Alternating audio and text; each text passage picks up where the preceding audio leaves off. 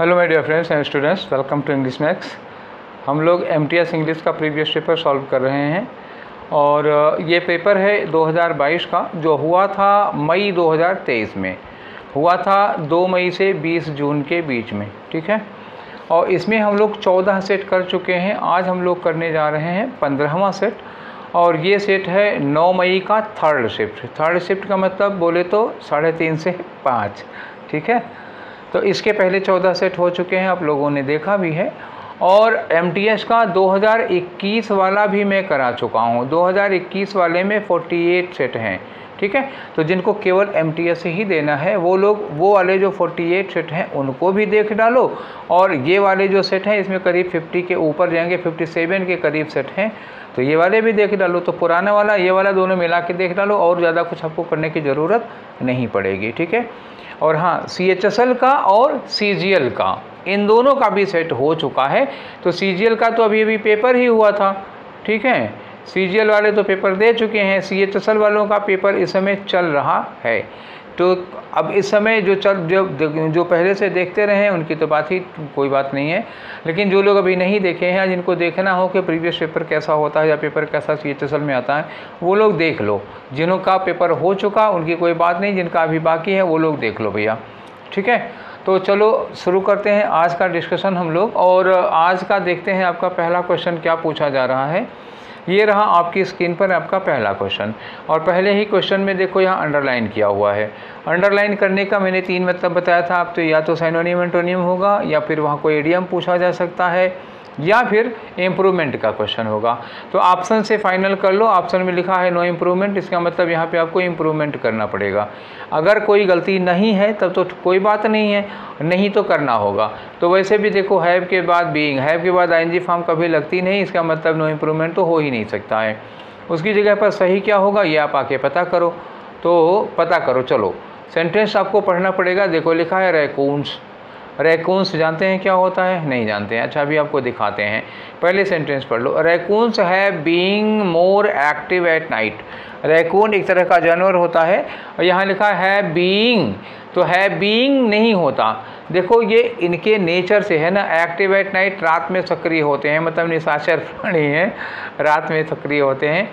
तो ये चूँकि उनकी आदत या उनके नेचर, किसी भी पर्टिकुलर ऑर्गेनिज्म या किसी भी प्राणी के नेचर के बारे में बताओगे तो वो सेंटेंस प्रेजेंट में होता है, ठीक है ना। और वो भी कौन सा? प्रेजेंट इंडेफिनिट में होता है। अब प्रेजेंट इंडेफिनिट मतलब अगर कार्य करते हैं तो वर्ब में एस लग जाएगा या वर्ब की फर्स्ट फॉर्म लग जाएगी। अगर एस वाला नहीं है, बी वाला बता रहे हो, तो उसमें इज एम आर लगेगा। एम लगेगा नहीं, क्योंकि वो यूनिवर्सल होता नहीं, तो इज या आर के बारे में इज आर में आ जाएंगे। अब चूंकि रैकून्स प्लूरल है तो यहाँ पे क्या होगा? आर। रैकून्स आर मोर एक्टिव या मच एक्टिव, जो लगाना चाहो। मोर एक्टिव ज़्यादा ठीक होगा मच की अपेक्षा, क्योंकि दिन की अपेक्षा रात में ज़्यादा एक्टिव होते हैं, तो मच ना लगा करके मोर लगाओ। अच्छा, एक्टिव चूँकि पॉजिटिव डिग्री है, इसके पहले मच लग भी नहीं पाएगा। अब जो अवेलेबल ऑप्शन है वो देख लो आप, ठीक है। तो आर के बाद फ्यू एक्टिव नहीं होगा, क्या होगा? मोर एक्टिव होगा। फ्यू चूँकि नंबर में आ जाता है, और एक्टिव जो है वो एडजेक्टिव है, ठीक है। ये एक्टिव क्या है? एडजेक्टिव है। इसके पहले एडवर्ब लगाना पड़ेगा, तो फ्यू जो है एडवर्ब है ही नहीं। मोर है और मच है, ये दोनों एडवर्ब हैं, लेकिन पॉजिटिव डिग्री के एडजेक्टिव के पहले हम लोग मच यूज नहीं करते हैं, ठीक है। क्या लगाते हैं? या तो वेरी लगाते हैं। वेरी लगा होता तो वो चल जाता, नहीं तो फिर कंपैरेटिव डिग्री में आओ, क्योंकि वो दिन की अपेक्षा रात में ज़्यादा एक्टिव होगा, तो मोर सुटेबल है। ये हो गया। अब बात आई कि ये कौन जीव है जिसके बारे में इतनी बात हो रही है, रैकून्स क्या होते हैं। एक्चुअली ये रैकून्स होते हैं ना, नॉर्थ अमेरिका में पाए जाते हैं, नॉर्दर्न अमेरिका में पाए जाने वाले जीव हैं। अब कौन सा जीव है वो देख लो, ठीक है। स्क्रीन पे आप लोगों को एक जीव दिखाई दे रहा होगा, यही है रैकून्स। अब इंडिया में किस प्राणी से मिलता जुलता है ये आप लोग अंदाज़ा लगाइएगा, तो उसका देसी नाम आपको पता चल जाएगा, ठीक है। चलिए, आपने रैकून्स को देख लिया, हम लोग बढ़ते हैं अपने अगले वाले क्वेश्चन में। और आपका अगला क्वेश्चन है क्वेश्चन नंबर 2। क्वेश्चन नंबर 2 में देखो यहाँ फिर एक वर्ड को अंडरलाइन किया हुआ है। अंडरलाइन किया है तो चूंकि एक ही वर्ड है और ऑप्शन में भी एक ही वर्ड है, तो इसका मतलब साइनोनिम एंटोनिम की गुंजाइश बन रही है। ऊपर देखो स्टेटमेंट में लिखा है साइनोनिम बताना है आपको। तो सेंटेंस पढ़ के देखो, लिखा है यू शुड नेवर जज a person without knowing the truth. सच को जाने बिना आप किसी भी व्यक्ति को जज नहीं कर सकते हो, और ना आपको करना चाहिए। शुड नेवर जज, तो जज का मतलब क्या हुआ? उस व्यक्ति के बारे में कोई डिसीजन लेना, कोई निर्णय लेना। तो ऑप्शन में आ जाओ। देखो ऑप्शन में क्या क्या कह रहे हैं, कौन कौन सा ऑप्शन है। ऑप्शन में एक है केयर करना, तो जज करने का केयर करना तो बिल्कुल कोई मतलब ही नहीं होता। और विंक क्या होता है, विंक मतलब होता है आंख मारना, ठीक है, ये क्या होता है आंख मारना। अब यहाँ आंख मारने का कोई सेंस नहीं है, ठीक है ना, तो ये हटा दो यहाँ से, ये भी नहीं होगा। पैसिफाई मतलब शांत करना, इसका भी कोई लेना देना नहीं है। डिसाइड का मतलब होता है कुछ निर्णय लेना, कुछ डिसाइड करना, तो बात वही है, जज करना किसी व्यक्ति के बारे में या किसी के बारे में कुछ डिसाइड करना। तो यही आपका आंसर हो गया। Answer number option number 4 is your answer, ठीक है। आगे चलते हैं। अब आता है आपका क्वेश्चन नंबर 3। क्वेश्चन नंबर 3 में देखो यहाँ एक वर्ड दिया हुआ है और सारी मीनिंग भी एक वर्ड में दी हुई है। इसका मतलब क्या बताना है यहाँ पे, that means the same. Means the same का मतलब क्या हुआ, करीब आपको साइनोनिम बताना है। और अबाइड का मतलब क्या होता है, एक तो होता है अबाइड बाई, जब लगता है तो इसका मतलब होता है पालन करना या फॉलो करना या किसी नियम को का अनुसरण करना। जैसे हम कहें कि you should abide by the protocol of company, company के प्रोटोकॉल को आपको फॉलो करना होगा, पालन करना होगा, एक तो ये हो जाता है। अबाइड बाई अगर ना लिखा हो तो अबाइड का मतलब होता है लिव, कहीं पर निवास करना, रहना। दूसरा वर्ड इसका हो सकता है रिसाइड। तीसरा वर्ड क्या हो सकता है इसका, स्टे करना, कहीं पर रहना। एक वर्ड और हो सकता है इसका ड्वेल, DWELL, मतलब इसका भी मतलब होता है लिव, कहीं पर रहना, ठीक है, यही मीनिंग होती है। तो इनमें से अगर कोई मिल जाए तो ठीक है, नहीं तो फिर और देखा जाएगा, जो यहाँ पे मिलेगी, जो अवेलेबल होगी उसमें से कुछ निकालेंगे और क्या, ठीक है। तो चलो देखते हैं। एक मिल गया ड्वेल हमको, इसकी तो भी हम बात ही कर रहे थे। ये देखो इसका हमने लिखा था अबाइड का मतलब कहीं पे रहना, लिव करना, रिसाइड करना, स्टे करना, ड्वेल करना। तो ड्वेल हमको मिल गया, हमारा आंसर मिल गया। बाकी जो और वर्ड हैं उनकी मीनिंग जानना आपका हक है और जानना भी चाहिए, क्योंकि कल को वो क्वेश्चन बन सकते हैं। तो चलो इनसे भी निपट लेते हैं हम लोग। डिकैंप है, डिकैंप में दो वर्ड हैं। एक वर्ड है कौन सा, कैंप। जैसे आप कहीं हम घूमने जाते हैं, वहाँ कैंप लगाते हैं, तंबू लगाते हैं, तो तंबू लगाना ये हो गया कैंप, और इसके पहले डी लगा देते हो तो इसका मतलब हुआ था तंबू छोड़ के चलना या तंबू वगैरह उखाड़ लेना, वहाँ से अपनी कैंपिंग हटाना, तो डिकैंप करना हो जाता है। रेपुडिएट है एक वर्ड, ठीक है। तो रेपुडिएट का मतलब क्या होता है, डिटैच करना। डिटैच का मतलब क्या होता है, जैसे आप प्रॉपर्टी से किसी को अटैच किए हैं तो उसको डिटैच कर दीजिए, बेदखल कर दिया या निकाल दिया, तो ये डिटैच होता है। संबंध विच्छेद के लिए अटैच का अपोजिट डिटैच हो जाएगा। तो इसका भी यहाँ फिलहाल कोई लेना देना नहीं है। वैमूस लिखा हुआ है एक, तो वैमूस का क्या मतलब होता है, वैमूस का मतलब होता है 9 2 11 हो जाना। वैमूस का मतलब 9 + 2 = 11। क्या मीनिंग है 9 2 11 हो जाना, मतलब क्या हुआ, वहाँ से रन अवे भाई, भाग लिए, रन अवे ये होता है कहीं से भाग लेना। या एक वर्ड और ले सकते हो, फ्ली कर जाना वहाँ से, ठीक है। देखो ट्रिपल ई लग गया है, समझ जाइएगा, डबल ई होगा, ठीक। तो ये तीनों का मतलब मैंने बता दिया, और आंसर कौन सा होगा, ड्वेल होगा, ठीक है। चलें आगे। अब आगे आपका क्वेश्चन है क्वेश्चन नंबर 4। यहाँ बता रहे हैं क्या, 4 वर्ड दिया हुआ है और कह रहे हैं इनकरेक्टली स्पेल्ड बताओ। इनकरेक्टली है, ध्यान रखिएगा, जिसकी स्पेलिंग गलत हो वो आप बताइएगा। तो फ्लोइंग की स्पेलिंग सही है, तो ये तो आंसर नहीं होगा। ये ऑरेंज है, ऑरेंज नहीं होता, एक्चुअली ऑरेंज होता है। ऑरेंज को इन्होंने उल्टा करके लिख दिया, ऑरेंज होगा, तो इसकी स्पेलिंग गलत है, मतलब ये आंसर होगा। फेमस की स्पेलिंग एकदम से सही है, तो ये नहीं होगा। लीडर की भी सही है, तो ये नहीं होगा। बस यही ऑरेंज बचा जिसकी स्पेलिंग गलत थी, तो आंसर कौन सा हो गया, 2 वाला। अब आगे चलें, इसमें कुछ ज़्यादा पढ़ना कढ़ना है नहीं, तो आगे बढ़ते हैं हम लोग, जिसमें कुछ समझने समझाने वाली बात होगी। 5वां क्वेश्चन है। 5वें क्वेश्चन में क्या है, देखो यहाँ भी एक ब्रैकेटेड पार्ट है। अब ब्रैकेटेड पार्ट होने का मतलब हुआ कि आप उसको इम्प्रूव करोगे, या उस हाँ इम्प्रूव ही है अभी तो ब्रैकेटेड में इम्प्रूवमेंट आता है या साइनोनिम एंटोनिम आता है, कभी कभी एडियम फ्रेजेस भी आ जाते हैं। वही अंडरलाइन करें या आप ब्रैकेटेड करें, ठीक है। आंसर दिया है नो करेक्शन रिक्वायर्ड, मतलब क्या हुआ, इम्प्रूवमेंट का क्वेश्चन है। तो पढ़ के देख लो कहाँ पे क्या गड़बड़ी है। लिखा विद आ सडन, देखो यहाँ पे आ लिखा हुआ है। आ लगने का मतलब अगला हमारा जो नाउन होगा वो क्या होना चाहिए, सिंगुलर होना चाहिए, ये बात ध्यान रखना। तो विद आ सडन, उसके बाद क्या है, with a sudden push of understanding. तो देखो पुश ऑफ अंडरस्टैंडिंग नहीं होगा, पुश ऑफ का मतलब होता है किसी चीज़ को धक्का देके गिरा देना। तो अंडरस्टैंडिंग को पुश ऑफ नहीं करेंगे, अब गड़बड़ी पुश ऑफ में ही है। इसके बाद Harry realised who the people in the bed in the end beds must be, कि मतलब जो एंड बेड पे हैं वो लोग कौन होंगे, उसको तब जाके एहसास हुआ। कब एहसास हुआ, जब एक अंडरस्टैंडिंग का अंदर से अचानक क्या होता है, समझदारी का, अंडरस्टैंडिंग का एक झोंका सा आता है उसको, उसके अंदर, तब ऐसा होता है। तो देखो सडनली रश्ड अंडरस्टैंडिंग, अब यहाँ आ लगा हुआ है, आ लगाना का मतलब हुआ कि हमको नाउन चाहिए, नाउन चाहिए तो रश्ड अंडरस्टैंडिंग हो ही नहीं सकता। अब लिखा है कि दूसरा देखो, with a sudden rush of understanding, ये हो सकता है सडन रश, रश को हम सिंगुलर काउंटेबल नाउन मान लेंगे, तो रश ऑफ अंडरस्टैंडिंग सही है, ये इसके चांस बन रहे हैं। और इससे बढ़िया कोई नहीं मिला तो ठीक है, यही है, तो ये हो ही नहीं सकता। With all of sudden, with आ भी लगाओगे और विद ऑल ऑफ सडन नहीं होगा, ठीक है ना, ऑल ऑफ सडन करो, विद आ हटा दो तब ऑल ऑफ सडन हो सकता है। और अंडरस्टैंड नहीं होगा, अंडरस्टैंडिंग होती, तो ये भी गलत हो गया। तो फिर एक ही चांस आपके पास रह गया, जो वो बी वाला हम लोग दूसरा वाला जो अभी सेलेक्ट किए थे, जिसको लग रहा था कि यही होगा, वही आंसर भी है। आगे आ जाओ क्वेश्चन नंबर 6 में अपने। तो क्वेश्चन नंबर 6 में देखो ये कर क्या रहे हैं भाई, क्या कह रहे हैं। 6 आया, इसमें एक ही वर्ड दिया हुआ है और इस वर्ड के क्या दिए हैं, देखो एक एक वर्ड दिया है, तो मतलब साइनोनिम या एंटोनिम है। यहाँ देखो तो क्या लिखा है, एंटोनिम लिखा हुआ है। तो एंटोनिम में देखो रिवरेंस का मतलब क्या होता है, रिवरेंस का मतलब होता है रेस्पेक्ट, क्या होगा, रेस्पेक्ट होगा।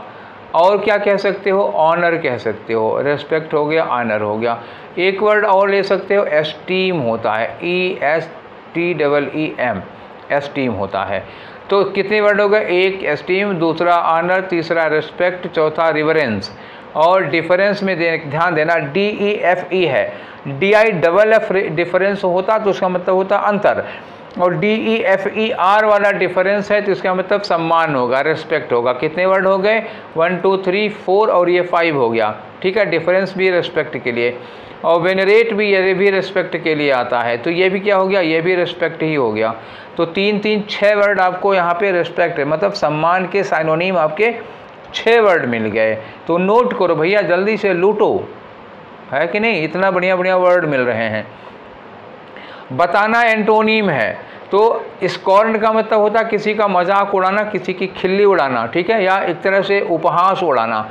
तो सम्मान करने का अपोजिट क्या हो गया, उपहास करना, किसी का मजाक उड़ाना। तो आंसर तो दूसरा वाला हो गया। ये तो ऑनर देखो, ऑनर ये भी साइनोनिम है।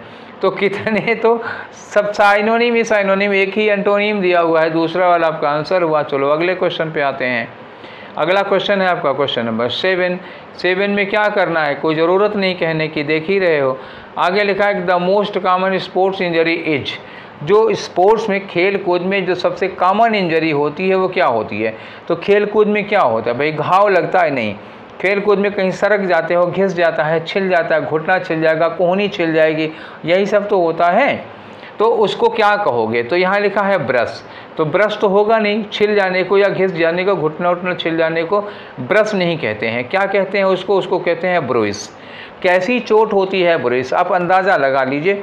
जैसे आप कहीं सड़क पर गिर गए और घुटना सड़क पर रगड़ गया, मतलब कटा नहीं है लेकिन रगड़ गया है, छिल गया है। आप इमेज देखना चाहते हो, एक कोहनी की इमेज देखो, बगल में लगा दिया हूँ, ये इमेज देखो, कोहनी में क्या लगी है, चोट, घिस गया है, जहाँ घिसा है वहाँ डार्क रेड या ब्लू हो जाता है, ठीक है, बड़े दिन में, ठीक है, होता है। अब जितने लोगों को लगी होगी, तुम लोगों से अंदाज़ा लगा, जिसको जिसको लगी हो सबको अंदाज़ा लग गया होगा, और अपने पर फील करो, बड़े अच्छे से याद हो जाएगा ये वर्ड। इसी को कहते हैं ब्रुइस, ठीक है। तो आंसर तो ये हो गया हमारा ब्रुइस।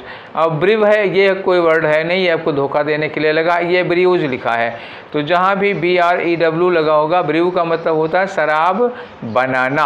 और ब्रिवरी एक वर्ड होता है ना, इसी ब्रिव से बना है ब्रिवरी। ब्रिवरी का मतलब होता है जहाँ शराब बनाई जाती है, और ब्रिव का मतलब शराब बनाना। तो ठीक है, अब ये हो गया। आगे बढ़ते हैं हम लोग आपके क्वेश्चन नंबर 8 में। और क्वेश्चन नंबर 8 में देखो यहाँ अंडरलाइन किया हुआ है, अंडरलाइन किया हुआ है, और ये क्वेश्चन में क्या दिखा है, नो इम्प्रूवमेंट। इसका मतलब देख लो कि यहाँ अगर कुछ गड़बड़ है तो इसकी जगह पर क्या होना चाहिए, अदरवाइज कोई बात नहीं है। लिखा है all work and none play makes Jack a dull boy. मतलब जैसे होता है ना कि जैसे केवल काम काम काम, इससे बच्चा क्या हो जाएगा, बच्चा डल हो जाता है, भोंदू टाइप का हो जाता है। उसको थोड़ा खेलना कूदना भी चाहिए, ज़रूरी होता है। ये एक मुहावरा नहीं, एडियम नहीं, ये प्रॉवर्ब है। प्रवर्ब है कि all work and none play नहीं होता, all work and no play. यहाँ पे क्या होता है, ये all work and no play makes Jack a dull boy. तो यहाँ पे नो प्ले होना चाहिए, तो नो में नन ये होगा नहीं, नो के बाद ये प्लेड लिखा हुआ ये नहीं होगा। फिर आपका आंसर कौन सा बचा, ये तीसरा वाला all work and no play. ये प्रवर्ब है और ये ऐसे ही रहेगा, उसमें कोई फेरबदल आप कर नहीं सकते हैं। ठीक है, चलो आगे बढ़ते हैं। अब आपका क्वेश्चन आता है 9। तो क्वेश्चन नंबर 9 में क्या है, वही दैट कैन सब्सटीट्यूट, एक स्टेटमेंट दिया हुआ, इसके बदले में एक वर्ड लगाओ। तो one who has lost one's parents, मतलब ऐसा बच्चा या कोई ऐसा व्यक्ति जिसके पेरेंट्स इस दुनिया में नहीं है, जिसके माता पिता इस दुनिया में नहीं हैं, तो उसको हम लोग क्या कहते हैं, हिंदी में इन्हें कहते हैं अनाथ। अनाथ का मतलब हुआ अंग्रेजी में ऑर्फन कहा जाता है अनाथ को। तो आपका आंसर हो गया। स्नॉब का मतलब क्या होता है, स्नॉब का मतलब होता है फॉल्स एरोगेंस। फॉल्स एरोगेंस मतलब क्या हुआ, मिथ्या अभिमान, फर्जी का घमंड दिखाना, उसको कहते हैं स्नोब, फॉल्स एरोगेंस। रेक्लूज का मतलब क्या होता है, रेक्लूज का मतलब होता है सन्यासी, ऐसा व्यक्ति जो घर परिवार छोड़ कर दिया हो, जंगल में तपस्या कर रहा हो, सन्यासी तपस्वी। तो उसके लिए रेक्लूज होता है, फ्रायर होता है, हर्मिट होता है, मोंक होता है, ढेर सारे वर्ड होते हैं। और एक वर्ड दिया है मर्टायर। मर्टायर का मतलब क्या होता है, शहीद। शहीद का मतलब होता है जो अपने धर्म या अपने देश की रक्षा के खातिर अपने प्राण त्याग देता है। A person who dies for the sake of his country और रिलीजन, उसको क्या कहते हैं, मर्टायर कहते हैं। तो मर्टायर शहीद हो गया, रेक्लूज सन्यासी हो गया, स्नोब फॉल्स बिहेवियर हो गया, ऑर्फन का मतलब अनाथ हो गया। आपका आंसर पहला वाला था। अब आते हैं क्वेश्चन नंबर 10 में। ठीक है, ज़्यादा जल्दी तो नहीं पढ़ा रहे हैं, मुझे लग रहा है कि सब आसान है, होता तो जा रहा है, कोई उसमें कुछ गणित पढ़नी नहीं है। अब यहाँ देखो, यहाँ बताना क्या है आपको, एंटोनिम किसका, ये अंडरलाइन किया हुआ है। तो देखिए अंडरलाइन वर्ड की मीनिंग क्या, it was a very generous and jolly voice. Voice मतलब आवाज़ थी, बड़ी ही जनरस, जनरस मतलब बड़ी ही काइंड टाइप की, और जॉली, जॉली का मतलब क्या होता है, जॉली का मतलब होता है मजाकिया या चीयरफुल, जॉयफुल कह सकते हो।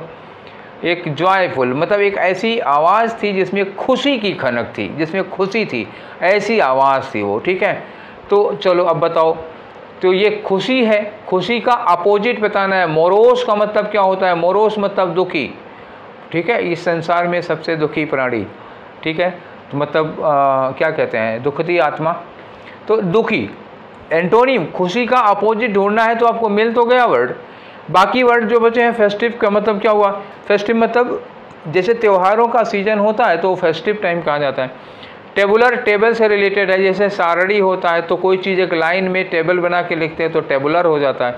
विटी का मतलब होता है अक्लमंद। अक्लमंद किसको कहते हैं, जिसके अंदर प्रेजेंस ऑफ माइंड बहुत ज़्यादा होती है। जैसे अकबर के दरबार में एक थे बीरबल, नाम सुना होगा बीरबल, बीरबल हैं, तेनालीराम है, इन्हीं लोगों को विटी कहा जाता है। विटी मतलब क्या हुआ, जवाब मुँह पे तुरंत, आपने क्वेश्चन पूछा नहीं, आपका जवाब, हर समस्या का हल इनके पास होता है। तो बहुत हाजिर जवाब लोग होते हैं, उन्हीं को विटी कहा जाता है। और ये होने के लिए आपके अंदर बुद्धिमानी बहुत होनी चाहिए, तो विटी बुद्धिमान लोगों के लिए भी यूज किया जाता है।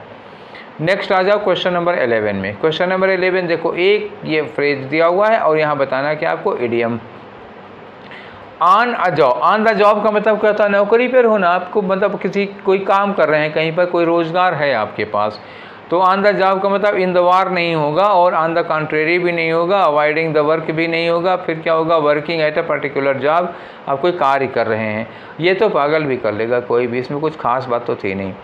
अब आगे आ जाओ क्वेश्चन नंबर 12 में भाई। तो 12 में क्या करें, देखो पहला ही ऑप्शन नो एरर का है, इसका मतलब क्या करना है हम समझ गए।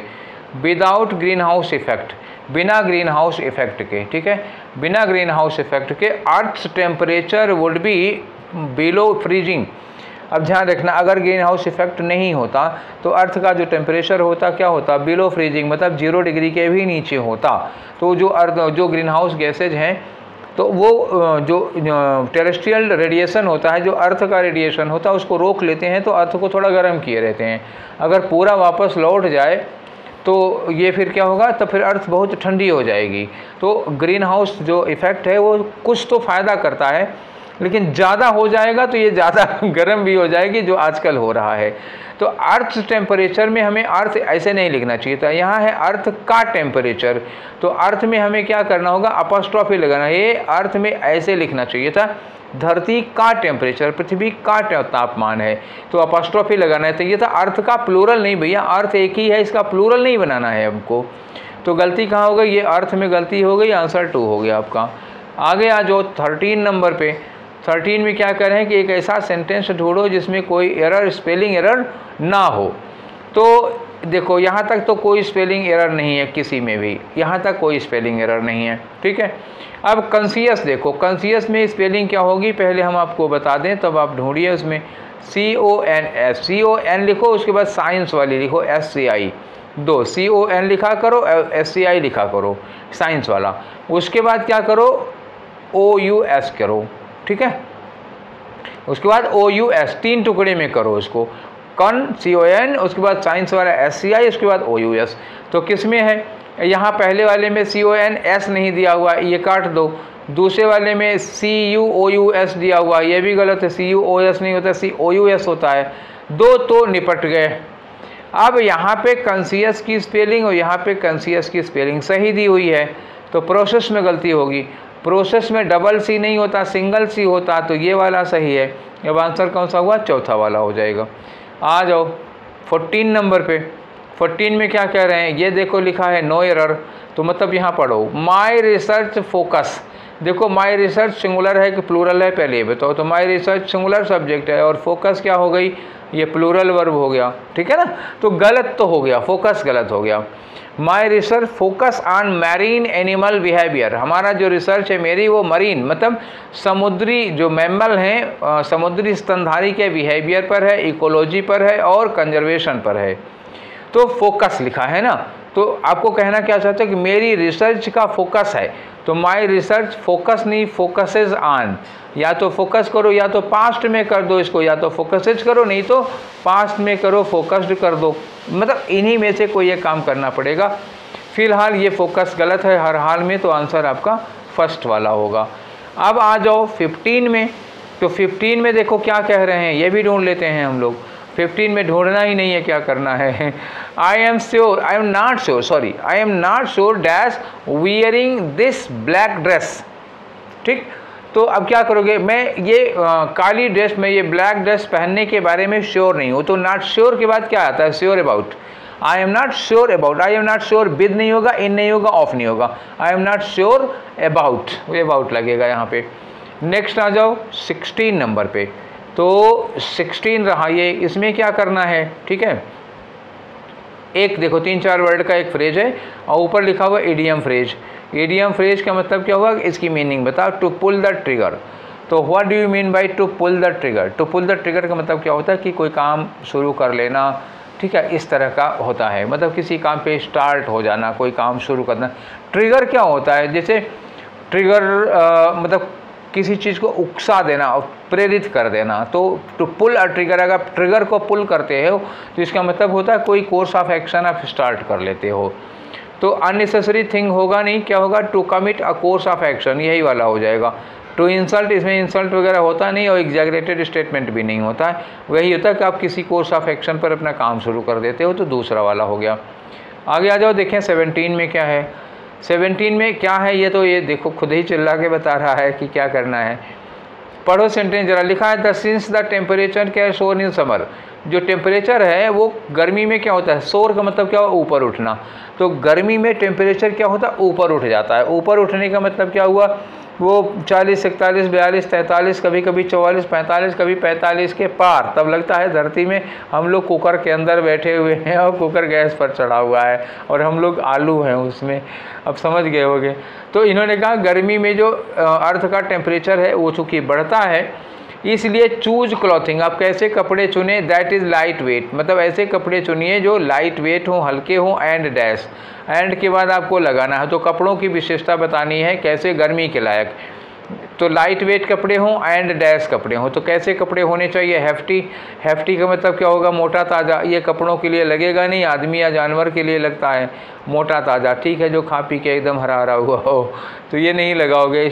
एयर टाइट, एयर टाइट भैया ये बताओ, गर्मी में एयर टाइट कपड़े पहनोगे, नहीं गर्मी में एयर टाइट कपड़े नहीं, गर्मी के लिहाज से ये गलत हो जाएगा। बल्कि का मतलब क्या हुआ, बहुत ज़्यादा मात्रा में, ढेर सारे अमाउंट में, तो बहुत ज़्यादा ढेर सारे अमाउंट में शर्ट भी नहीं चाहिए हम लोगों को, ये भी हटाओ। क्या होगा, ब्रीथेबल, ब्रीथेबल का मतलब होता है हवा जिस, अब देखो कपड़ा सांस नहीं लेगा बच्चा, कपड़ा सांस नहीं लेगा, इसका मतलब कपड़े का सांस लेने का मतलब क्या हुआ कि हवा उसके आर पार हो जाए। गर्मी में ऐसा कपड़ा पहनो जिसमें हवा लगे तो हवा कपड़े को पार करके शरीर में भी लगे, छू जाए।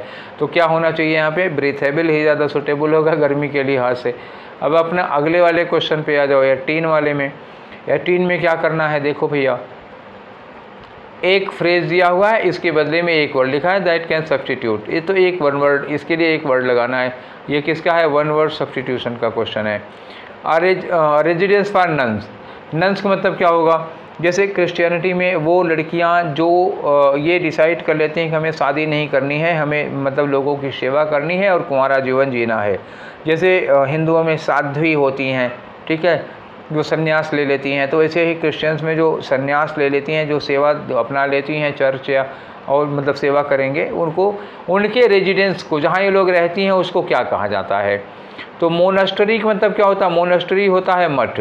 तो मठ क्या होता है, जहाँ साधु सन्यासी रहते हैं। तो ये नन के लिए नहीं होता है, ये नन्स के लिए नहीं होता है, मठ साधु सन्यासियों के लिए होता है, या आश्रम कह सकते हो।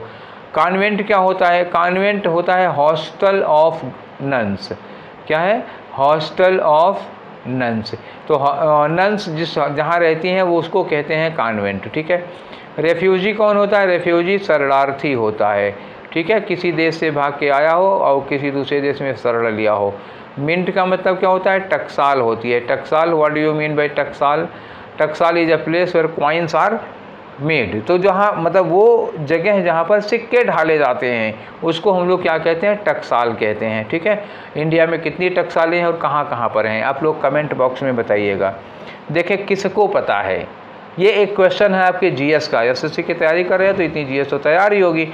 अब आप लोग कमेंट करके हमको बताइएगा कि इंडिया में कितने मिंट्स हैं, कितनी टकसालें हैं और वो कहाँ कहाँ पर हैं। बस भाई इतना बता दो, ज़रा देखें आपकी जीएस भी चेक कर लेते हैं हम। 18, हालांकि मुझे भी पता करना पड़ेगा, लेकिन पता करके आप लोग बताइए पहले। 19 नंबर पे क्या होगा, क्वेश्चन नंबर 19 में देखो यहाँ पे लिखा है नो एरर, तो इसका मतलब हम समझ गए करना क्या, ऊपर से स्लैश भी लगा। अच्छा, ये स्लैश हमेशा नहीं लगा होता, इससे पता नहीं चलता। आगे लिखा है कि प्रोफेसर मुरलीज आईब्रोज, प्रोफेसर मुरली की आईब्रोज, दो होंगी बहुएं तो आईब्रोज, ठीक है। रोज आ लिटिल हायर, थोड़ा सा ऊपर की ओर उठती हैं, मतलब गुस्से में होंगे फिर। And his gaze became distinctly coldest, और उनका जो गेज था, उनका जो घूरना था वो क्या हो गया, डिस्टिंक्टली कोल्डेस्ट। कोल्डेस्ट नहीं होगा, उनका घूरना क्या हो गया, डिस्टिंक्टली कोल्ड। तो यहाँ कोल्डेस्ट ना लगा के क्या लगाओ भैया, कोल्ड लगाओ, ठीक है। तो कहाँ है कोल्ड, कोल्डेस्ट कहाँ मिला, ये मिला कोल्ड कोल्डेस्ट। तो आपका आंसर कौन सा हो गया, दूसरा वाला होगा, ठीक। यहाँ सुपरलेटिव की ज़रूरत नहीं है, किसी से कंपैरिजन हो ही नहीं रहा है ना। उनका घूरना जो है वो क्या हो गया, एकदम से कोल्ड हो गया, तो ये कोल्ड लगाओ, कोल्डली, कोल्डेस्ट नहीं। कंपैरिजन नहीं है तो आप सुपरलेटिव या कंपैरेटिव मत लगाया करो। अब आ जाओ 20 में। 20 में क्या करना है, कुछ बताने की ज़रूरत नहीं है। ये अंडा दिख रहा है आपको ना, dash every nation, every nation मतलब प्रत्येक देश, इन द वर्ल्ड मतलब इस दुनिया का प्रत्येक देश, इज नाउ एडमिनिस्टरिंग, हर देश इस समय एडमिनिस्टर कर रहा है किसको, वैक्सीन को। कोरोना के टाइम का है ये, ठीक है।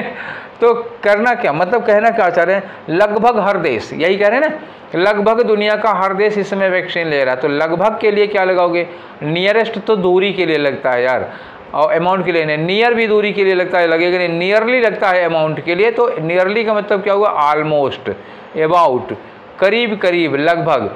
तो हमको यही लगाना, nearly all, nearly every nation मतलब लगभग सारे राष्ट्र, लगभग सारे देश। तो नियरली लगाओगे, नियरर नहीं लगाओगे। देखो नियर, नियरर, नियरेस्ट ये सब कुछ नहीं लगेंगे, ये दूरी के लिए लगते हैं। और नियरली क्या लगता है, वो लगभग के सेंस में आता है और नेक्स्ट क्रम में आता है। तो तीसरा वाला लगा दो। नेक्स्ट आ जाओ, आपका 21 से लेकर के 25 तक में क्या होता है, ये वही पुरानी कहानी।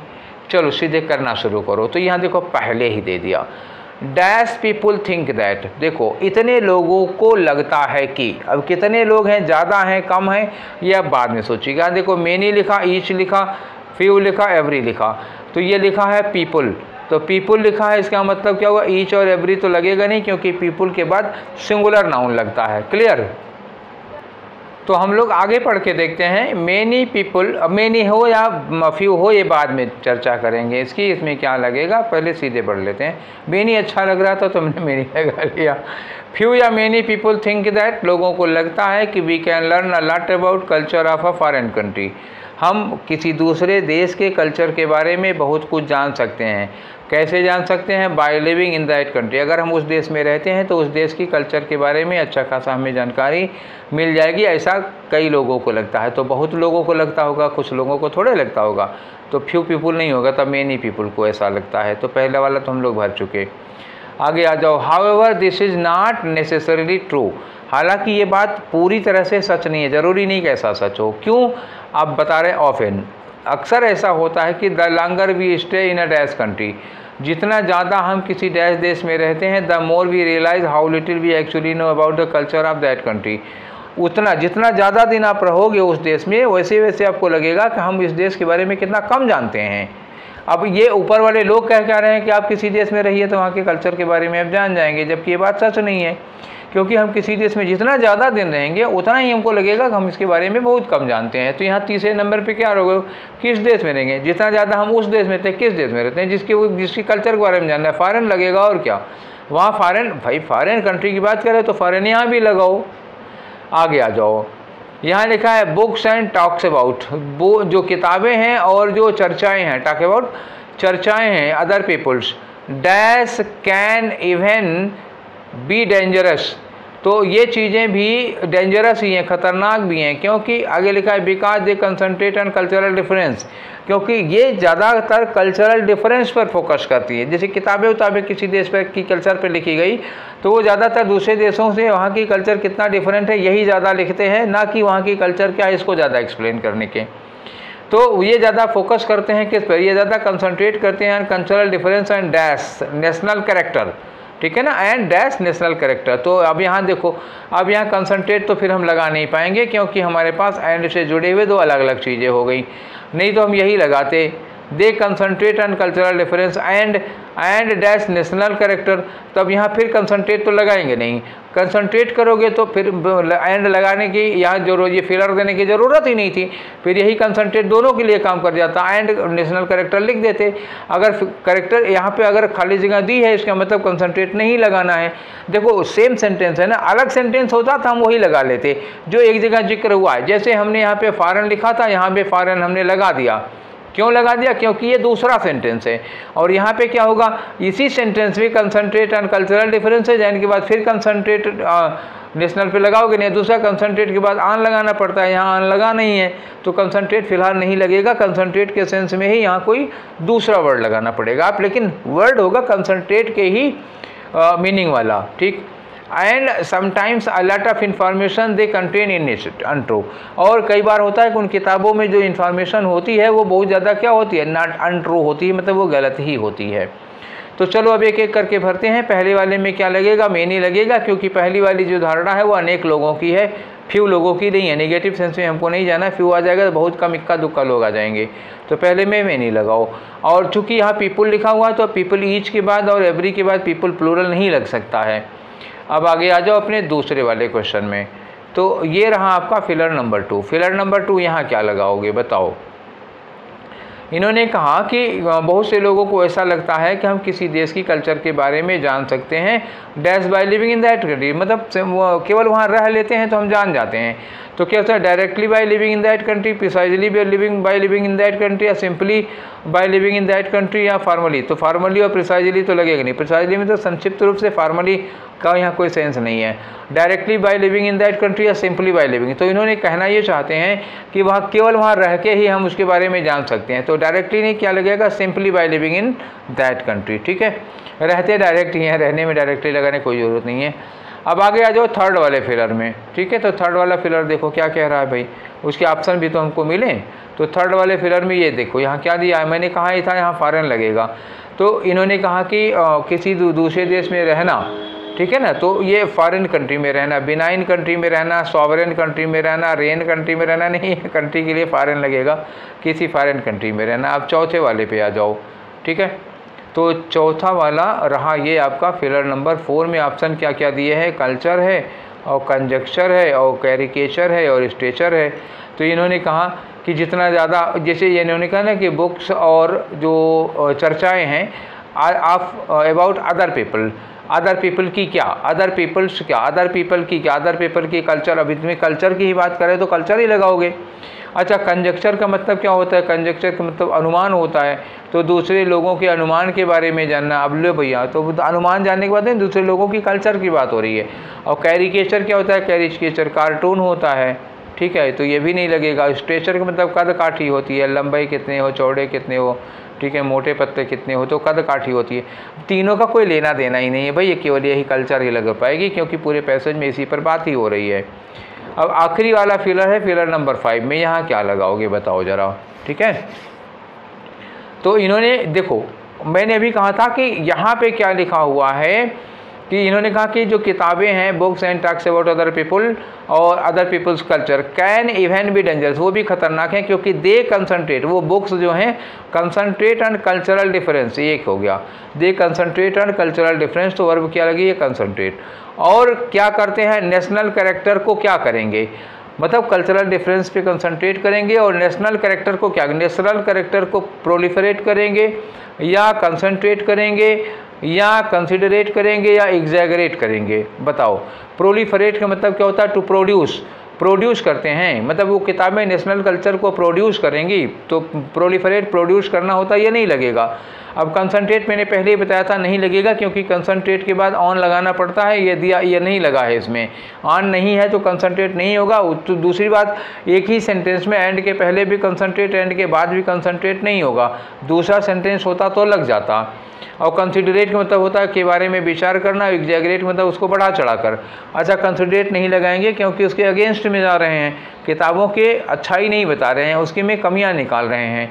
तो कमियां निकालने पे क्या होगा कि ये कह रहे हैं कि ये या तो कल्चरल डिफरेंस पर बहुत ज़्यादा फोकस करेंगे या फिर नेशनल कैरेक्टर को बहुत ज़्यादा हाईलाइट करेंगे। तो बहुत ज़्यादा हाईलाइट के लिए सूटेबल क्या होगा? एग्जैगरेट कर देती हैं, तभी तो भरोसे के लागे नहीं है, तभी तो अनट्रू मानी गई हैं। किताबों पर बहुत ज़्यादा भरोसा नहीं कर सकते, क्योंकि किसी भी किताब में किसी देश की कल्चर होती है तो नेशनल कैरेक्टर को वो एग्जैगरेट कर देते हैं, मतलब बढ़ा चढ़ा के हाइपरबोलिक ढंग से बोलते हैं, उसमें अतिशयोक्ति ज़्यादा होती है, इसलिए वो भरोसे के लायक नहीं है, बिलीवेबल नहीं है, क्रेडिटेबल नहीं है, ठीक है। तो ये हो गए आपके 25 क्वेश्चंस। किसके थे ये 25 क्वेश्चंस बताओ? ये थे सेट नंबर 15 के। तो हम लोग 15 सेट लगा चुके हैं। 15 इंटू 25 क्वेश्चंस गुणा कर दो, कितना आएगा ये मुझे ज़रूरत नहीं बताने की, आप लोग सोच के बताइएगा कितने हो गए हैं, ठीक है। तो अब हम लोगों का ये 15वां वाला सेट भी ख़त्म हो गया, इसी के साथ 9th मई वाला पेपर भी ख़त्म हो गया। अब हम लोग कल से क्या करेंगे? 10th मार्च वाला करेंगे और फिर ये सेशन यहीं पर वाइंड अप करते हैं। ये सेशन आप लोगों को कैसा लगा? पसंद आया तो शेयर करिए, लाइक करिए और लोगों को मतलब भेजिए, उनको भी बताइए भाई, ठीक है। और नहीं पसंद आया हो तो वो कमेंट में मुझे लिख के बताइए कि सर इसमें ये गड़बड़ी थी या ये कमी थी, ठीक है। वो बेहिचक आप मुझको बता सकते हैं, your comments are most welcome, ठीक है। तभी तो हम उसको दूर कर पाएंगे, सही कर पाएंगे। और अच्छा लग रहा है तो द गुड, तो और ही अच्छी बात है, कोई बात नहीं है, ठीक है। तो फिर आज का सेशन यही वाइंड अप करेंगे। आप लोग पढ़ाई करते रहिए, स्वास्थ्य का ख्याल रहिए, मस्त रहिए और जम के मेहनत करते रहिए। सफलता आपके हाथ में ज़रूर होगी, पक्का होगी, ठीक है। मेरी शुभकामनाएं सब आपके साथ हैं। फिर मिलेंगे कल वाले सेशन में। Till then take care, thank you.